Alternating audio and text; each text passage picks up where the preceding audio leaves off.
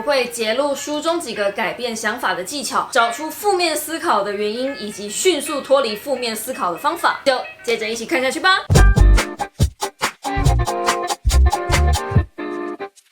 Hello guys， 我是 Nick 吴喵，欢迎回来星期二晚上的说书时间。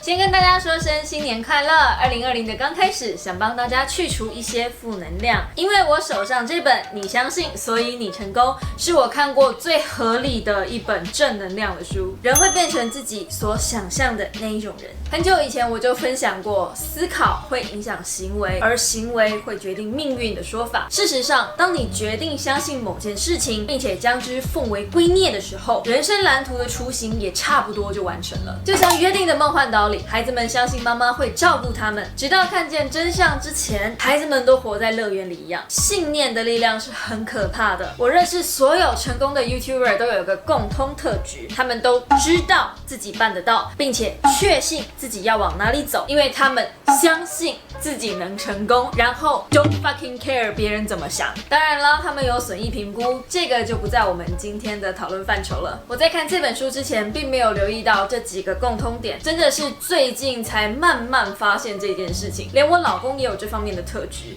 比起其他的实况主，他知道他自己擅长的能力在哪里，并且他相信自己一定能够做到。所以当你想着未来目标，并且带着积极正面的情绪和热情，明确思考自己的愿望，如此一来，你的行动会带入更多的能量和活力。每天千篇一律的上班、下班和睡觉的生活，放假只会无意识的看电视、听音乐、与人互动，这些是因为你没有明确的目标，只是跟着生活的轨道走，跟僵尸没什么两样的日子，结束这一生。当你的脑袋想我这辈子大概就这样了吧，也就开始放弃了改变的可能了。所以接下来我会揭露书中几个改变想法的技巧，找出负面思考的原因，以及迅速脱离负面思考的方法。就接着一起看下去吧。Go go！Number one， 信念法则，没有不能，只有不为。天下只有懒女人，没有丑女人。我自己体验了这句话，以前常常被人指着笑，丑女。服装也好，发型也好，从头到脚乃至皮肤甚至眼妆，没有一处是对的。真的是过去这一年很努力的改变。我会提外在，只是因为外在是你们最明显看到的差异，我自己体会到内在差异也不少。以前我觉得我不可能结婚，我做不到全职创作人，我还在工作的时候，我一直抱着工作这个舒适圈不放，因为恐惧和担忧遮住了很多的机会和可能性。现在我请大家先暂停一下影片，列出3件你一直想去做，但是却一直做不到的事情，可能是出国，可能是转换跑道，可能是阅读，大事小事随便你写。接着想想为什么做不到，又是谁告诉你做不到？你真的尝试去做了吗？还是你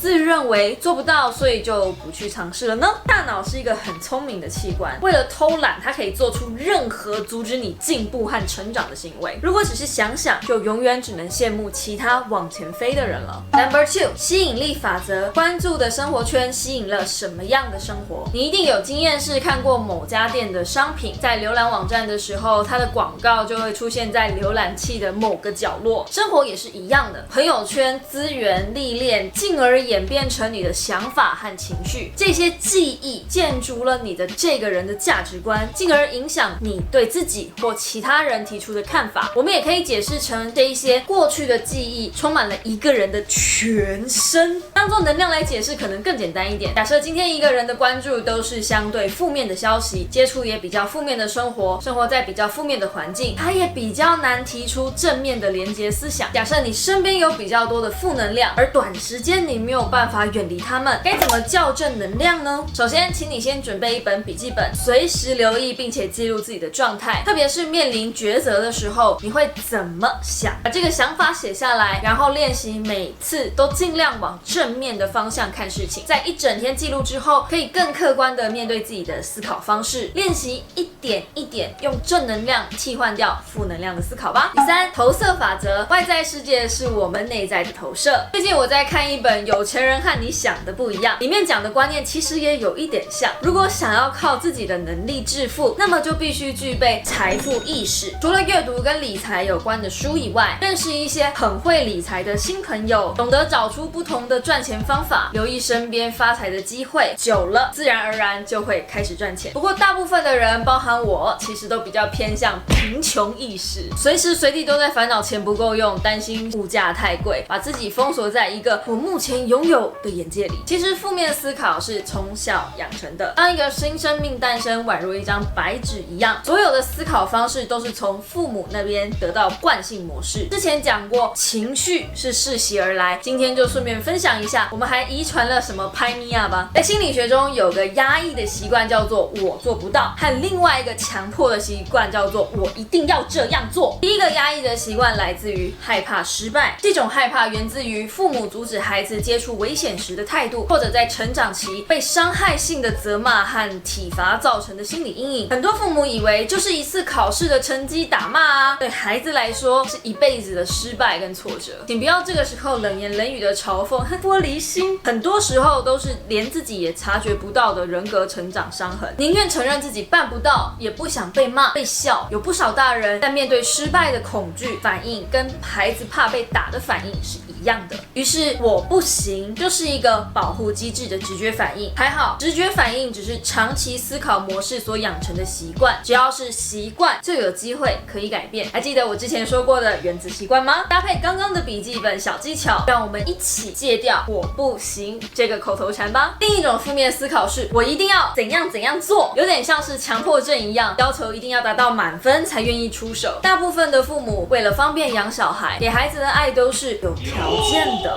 达到满分就给奖金，做完家事才是乖孩子。符合大人的期待是一种得到他们关爱的手段，长大后就会变成活在别人期待里的大人。不管是面对任何关系，唯一的手段就只会讨好。我小时候唯一能让我爸称赞我的方式就是比赛拿奖状，所以我发了疯的参加各种比赛。直到有一天我参加全国学生美展失利，连佳作都没有。那天晚上我失眠，抱着马桶一直吐，明明没喝酒，却完全睡不着。事后一直拿自己的话检讨到底是哪里错了，怪老师，怪同学，怪自己。真的要到很大了才能放宽心的告诉自己说，美展这种事情本来就是黑箱作业啦，美展这种事情本来就是很看老师品味的啦。我的话没有不好，只是还有进步空间。我一直觉得学校忘了教一堂最重要的课，寻找理想的自我。一个理想的自己包含了价值观、道德观、对自己的梦想、希望、目标、计划等等。当你对理想的自己越多明确，它能够对你产生的力量就越大。这也是为什么有些人喜欢做 dream board。我们汲汲营营想要追求成功，却从来不知道成功是什么样子。蔡康永讲过一段话，我很喜欢。我们怎么判断一个人活得好不好？最简单的判断就是看他活得有没有选择，因为没选择的时候，都是我们觉得最忧郁的时候。这本书讲了很多成功的思考学，脱离忧郁和低潮的方法，但简单来说还是那句话，爱自己。我们都知道要爱自己，对自己好，但我常常熬夜吃垃圾食物。这篇稿子说真的写到早上5点03分，这样真的是爱自己吗？2019的我以为爱自己就是做自己爽的事情嘛，是很爽啦，但也养出了不少坏习惯。2020我建立一个理想的自己，整合原子习惯里的练习，把写作思维和好生活慢慢一点一点找回来。我不是天才型的创作人，但我把自己摊在你们面前，让我们一起成为越来越好的自己吧。最后回到这本书上，说真的，这是一本我看过最鸡汤没有之一的书，结合过去我看过所有鸡汤书于一身，这根本是低鸡精了好吗？如果你喝过低鸡精，就会知道它的味道不难喝，而且真的能够很快迅速的补充体力。那个什么真的快来找我业配，我很便宜的。前阵子我在 IG 上发了一篇人格发展的4个阶段，也是从这本书里面揭露的。到目前为止，它也是我 IG 收藏贴文里数1数2高的一篇。这本书真的是金句满满，而且里面各种书的影子包罗万象。倘若你2019年没有时间看任何心理学、成功学、个人成长类型的书籍，你相信，所以你成功，直接一本搞定，懒人包的概念啦。光是这本书我应该可以发个10篇 IG 贴文都没有问题，连82法则、成功经营感情的6大关键这种题材都有，上上下下全包了。我看完唯一的缺点大概就是正能量太多，让我的负能量亡魂有点招架不住了。其他没有什么太大的问题吧。作为2020年开场的第一本书，相当推荐大家用它来洗刷一下晦气。这个年会是我们最闪耀的一年哦，相信就会成功的。我是奈克乌喵，喜欢我的影片，请用订阅代替掌声，或者帮我分享出去给需要正能量的朋友们。心有余力可以使用加入按钮，1个月75块钱支持我，在这里分享一本好书给你，我会非常感谢你的。那么我们下个星期二晚上8点再见吧，大家拜拜。哦，还有另外一个缺点是，这本书其实没有太多的范例，它大部分都是一直在讲道理，懂得把这些范例带到自己的生活里，举一反三，很简单啦，真的，我相信大家可以的。那我们就下个星期二见喽。